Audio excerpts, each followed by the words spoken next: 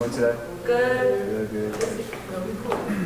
So today we're gonna have a speaker today, and it's gonna be Michael Blue Williams, CEO and founder of Family Tree Entertainment, Recording in progress. who's been featured on Billboard.com, and we'll go ahead and let him take it from here. Thank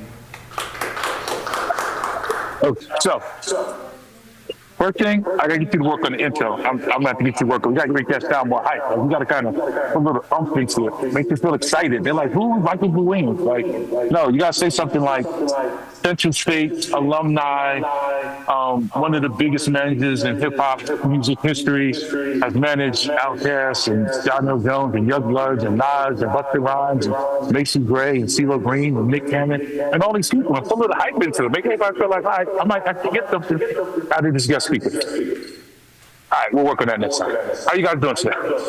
Good. So, thank you for having me. I've been I left Central State in 1991, and I left Central my senior year to go on the road with a group called Jodeci. And that was the start of my music career. And over the next 30 years, I managed those artists and people that I mentioned. But what has carried me through everything that I've been through has been my time in Central State. The things that I learned at Central State, the friendship, the ability to solve problems on the fly and to adapt.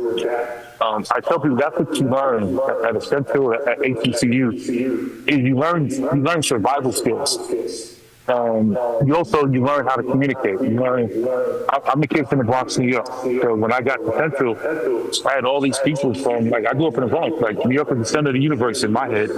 But when you get to Central, you meet people from Xenia and Dayton and Cleveland and Toledo and Chicago. You meet all these different people, and you realize they're just like you. They just grew up in different cities.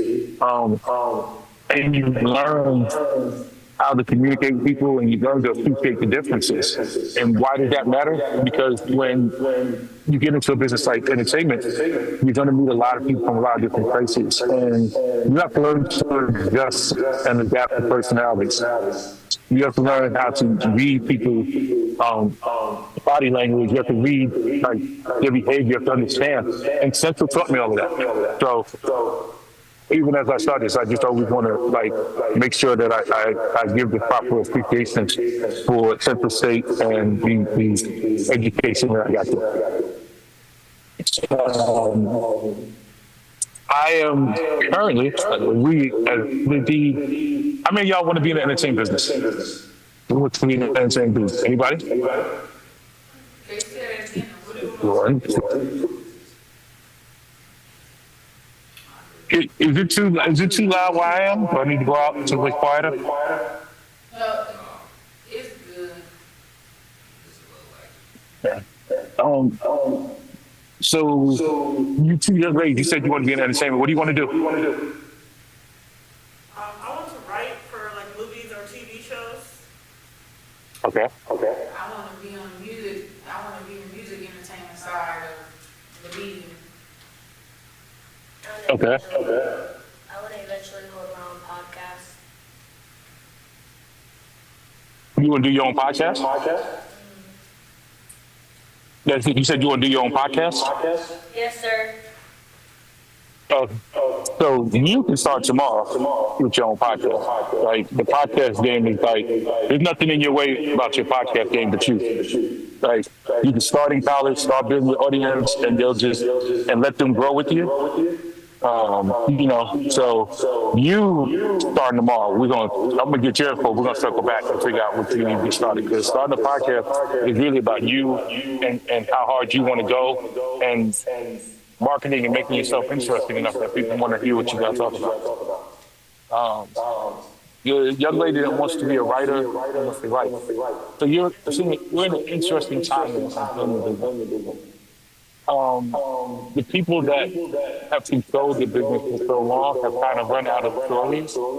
So now they're like, our stories are what matters. But as a people, we've gotten too strapped in these drug dealer stories where it's the same story. There's always drug dealer come up for betrayal and all that. Like, we don't need another power. We don't need another EMF. We don't need like we have such broad stories to tell.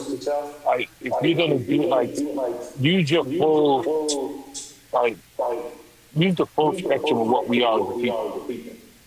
You know what I'm saying? Like,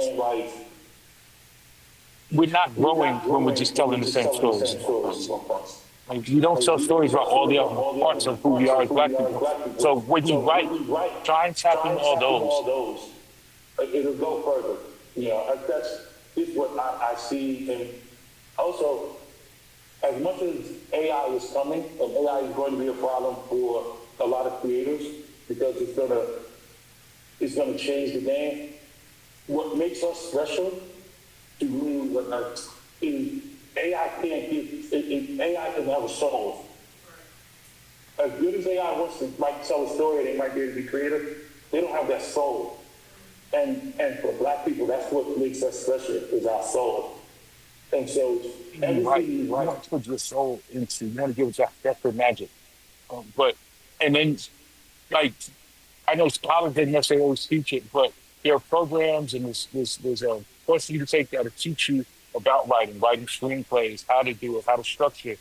Just absorb as much information as you can and just keep writing, never stop writing. I have writer friends that write for a bunch of shows, and one thing they've always told me, they never stop writing.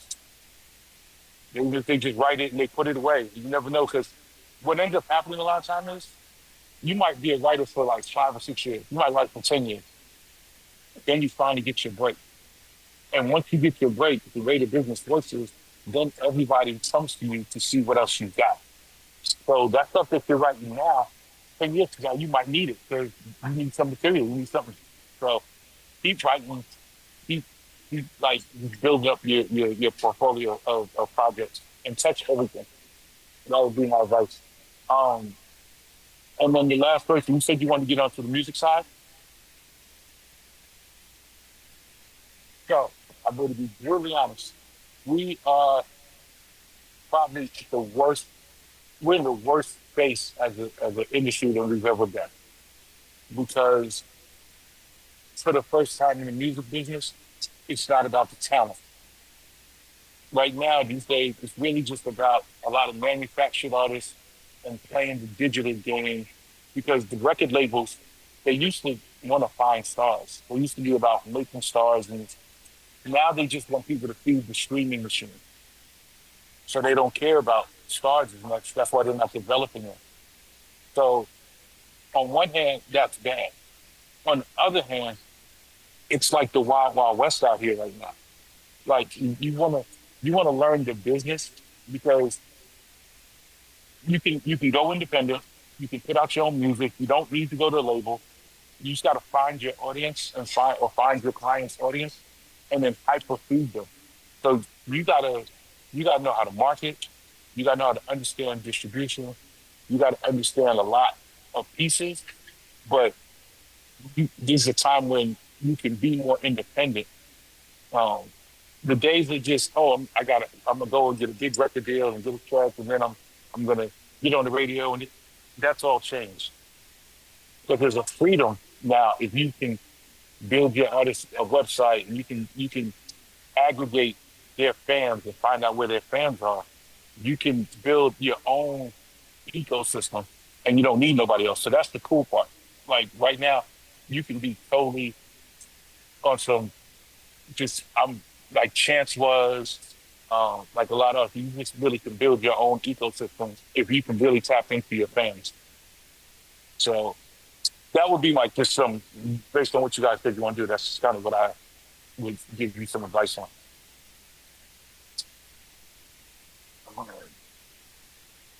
I got doing a book before, but anybody got any questions?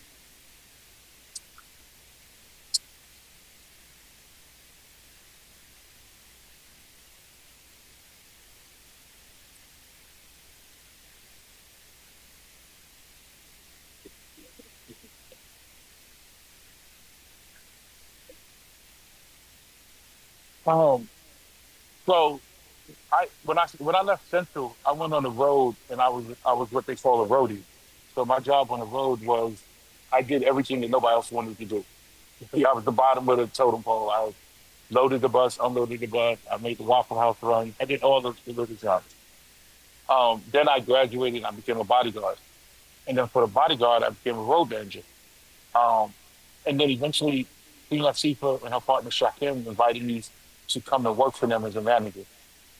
And the way that they convinced me to do that was Shakim, Latifah's partner, said to me, "You're never going to get rich working for somebody else.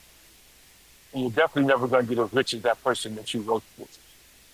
And so that really hit me. Like, I was like, yeah, it makes sense. Like, if I'm working for you, you're never going to let me get as rich as you. Right? So I spent 3 years at Flavor Unit working for them. And I reached a point where I realized, you know what, I'm never going to get as rich as Latifah and Shakim working for them. So I made the decision to branch out and start Family Tree on my own so that I could build my own machines and I could make the bulk of the money.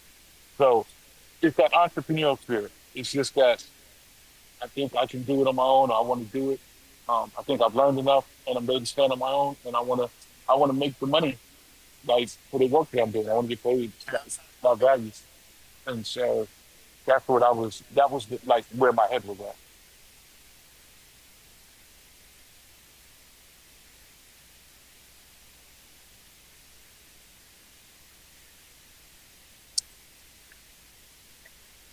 Oh, she does it. Oh no, she, they, being an entrepreneur and chasing your dreams. There's a lot of people that don't understand. That don't mean they don't love you. That don't mean they don't support you. But your vision is your vision. You can't expect people to see your vision with the passion that you see. So when I wanted to leave Central, my mother actually told me no. My grandmother was like, "Go ahead and chase your dreams." My grandmother didn't know what I was doing. Like I was like 5, 6 years into the business, was very successful. And my grandmother was still kind of like, "Are you selling drugs? What are you doing out here? Like cars and this?" I was like, "Well, I'm not selling drugs. I'm in the music business." And she didn't understand what that meant. But she loved that I was out there doing something with myself. And once I said I wasn't selling drugs, she was proud of me. And she she learned eventually like, oh, doing something and stuff. So like people send you to college because they want you to get a secure job and to kind of advance the family. So when you get to college, you start talking about something that sounds like willy nilly and they don't get it. It's just not understanding it. But that don't mean that you don't chase it. You need entrepreneurs. You need people that still have that fire and chase and stuff like that. And it is a difficult job. It can be a lonely job. Same with writing. It can be lonely because you take more no's than you take yeses. But the yeses make it worth it. It's the no's you get, but the yeses make it all worth it. So keep doing it. They're like, and if you can, educate them what you're doing, and it'll be easier for them to support you.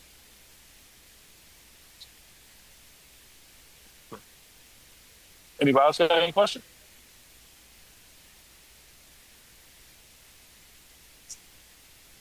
Huh?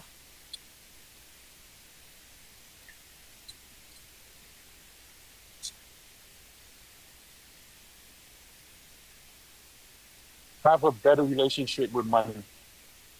Um, Understand that, like how to use money and credit. Um, because when we all first got started, it was all new. Like hip hop was just growing, and you all just kind of kids doing this. And the people in our neighborhoods that we grew up with were drug dealers. So we got money spent like drug dealers. Like we in the mall every week, we in the clubs every week. We just spending money like it's never gonna stop. And I never had a healthy relationship with money because I was always convinced that I would always be hot. I'd never stop making money. But eventually everybody hits a rough patch. And that's when you realize, hey, I could have managed this money better. I could have planned for a rainy day better. So um, have a good relationship with money. Have a good relationship with your bank. Get to know like you should have a bank account with like a big national chain like a Bank of America or someone like that or Chase or whatever. But also, maybe have an account at a credit union where you have more personal relationship. Try and make sure that you have a healthy relationship with money because a lot of us don't, and we don't come from money, and when we get some, we act up. So try and have a healthy relationship with money as soon as you can. That would be anything else. That was kind of questions. What you say?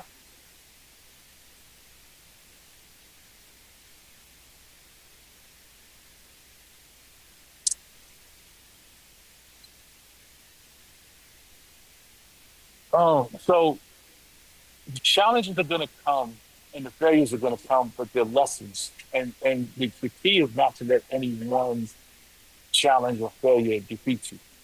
You get knocked down 9, the key is to get up 10. You gotta, if you believe, you keep pushing, you keep going. Um, and you identify your support team. Like part of what's helped me throughout my career are my friends from Central State. Because no matter how big I got in the rest of the world, or just super manager and others, my friends in Central always kept me grounded. And so your support team, whether it's your friends at school, it's friends you grew up with, it's your family, identify who really rocks with you and lean on them. So when challenges come, you know who you can talk to and you get good advice from. But also remember that the same people you see on the way up are the same people you're going to see on the way down in life. So when you have a successful run, you treat people the same. Don't get full of yourself. Don't because when when you don't treat people right on your rise, when you stumble, which we all do, the difference is if you're not nice to people, people will let you fall. They don't care if you're falling actually. So you might not stop till you hit the bottom. But when you treat people right and you show people respect and you're a good person, then when you trip, somebody will catch you. Somebody will help you back up because that's the energy you put out there. So the challenges are going to come and they're going to come from different places. They're going to come from, it's going to be challenges, work challenges, like all those, they're going to be challenges, but you just got to kind of stay focused on the vision um, and kind of just stay, like I said, don't let any one challenge stop you. The challenges are what I learned something a long time ago that I will share with you. As much as we, especially at your age, we think it's about the destination. We think that life is about where we want to be, where we want to go. It's not. Life is about the journey. The journey, the journey is what makes the journey is what makes life like worth living. It stumbles like your college years essential. Like these are the times that you're living, like taking chances, doing things. So the destination ain't it. Like I thought the destination was to be rich. I got rich financially, but I still had more. I still want to do more. So life is about living the experiences. It's about soaking up the experience. We are spiritual beings living a human experience on this planet. Like you get out there and you live, you lose, you make mistakes, but you do it. Don't let life pass you by because you're scared to take the shot or to pull the trigger. Get out there and take those shots and fail and fall and lose and love and hurt, all that. But you'll love your life more because you tried it. That would be not nice in that. My brother, right here with the shirt in the front row in the brown pants. What's on your mind, bro? You've been quiet the whole time. You ain't got no questions. What's the deal, yeah?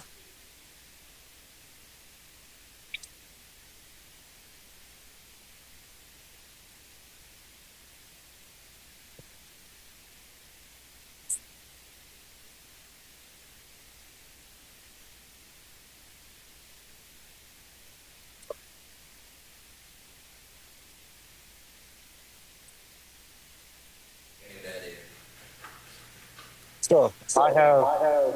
So the truth of the matter is, lawyers rule the world. Lawyers rule it. Same industry, lawyers rule everything. You see everything in DC that's going on, everything. Lawyers are running over. The only people getting rich through all of this mayhem are lawyers. I say that to say that part of the legal experience and the legal, like you become a lawyer, is your how you How attack it. you attack Like, it? Like, okay, okay, so you went to HBCU. So do you go to, a PWI for your or you grads? go to Or do you, Howard, you grab because you're gonna have a lot of relationships at Howard and you can relate to people. Um, Take the job that nobody wants. Get in there and ask questions. Make a mark. Get in there and learn, but also know when to be quiet. Because as a lawyer, you're about relationships and the service you provide for your clients. And people knowing that you're going to do good work. Like when you're a lawyer, your work speaks for you. Right? So if you do a whack deal for me, and then like 2 years later I find out you did a whack deal, then the next person that asks me about a lawyer, I'm not going to recommend you. So your work becomes your calling card as a lawyer. If there's anything like when you decide which way you want to go, I know a lot of lawyers. There are a lot of friends of mine. They can give a lot of great advice. If you decide you need a mentor and someone that you can speak to in the legal field, I'll be happy to try and hook you up with someone. Most of my lawyer friends understand that this like the knowledge needs to be shared. Right? People that don't share the knowledge that they learn are whack people to me. Like knowledge is not to be kept to yourself. Like everything I've learned about management, I happily share with anybody. My lawyer friends do the same thing because we're supposed to each one teach one. So you got to get out and do the work, and maybe I have to find out some more info. But if there's anything I can do to maybe connect you with a lawyer that's really in the field that you're looking into, by all means, like just figure out how to connect. My Instagram is the check finder. So, if you guys ever got a question or something like that, just hit me on Instagram. I see it, respond, try and do what I can to help out.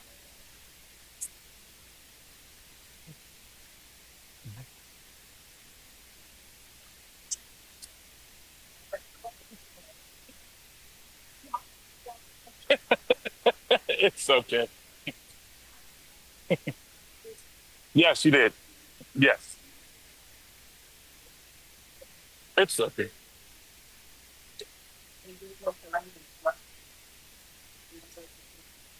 It's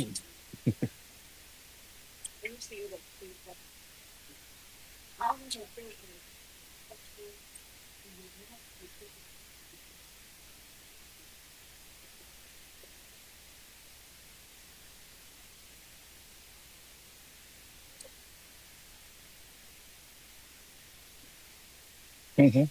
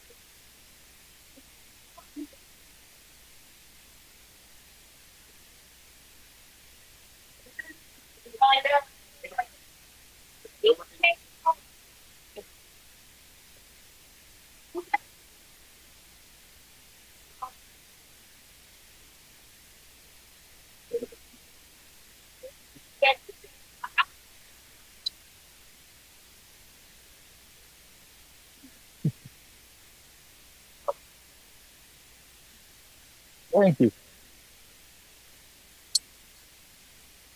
I will send you that address. Like one more thing I want to say though. Um, One thing before I go, everybody in here, go get you a passport. Get out of here. Get out of these states. Get out of your home state. Get out of the Midwest. Seeing the world is one of the best treasures. It's one of the best gifts that is like kind of really the only advantage of being American. But is like see the world. Like get your passport and go. If you can study abroad, if you can go to a place and write, if you can go like get out and go. Because the problem is too many people we know, too many people that we have never left our block, but have never left the state. And get out, go. When you got spring break, don't go home and sit at home. Take your butt to somebody else's house and see what their life is like. Like, expand your mind constantly. It's about constantly absorbing and expanding your mind. So get up one morning and get online, apply for your passport, and then use it. Get you some stamps.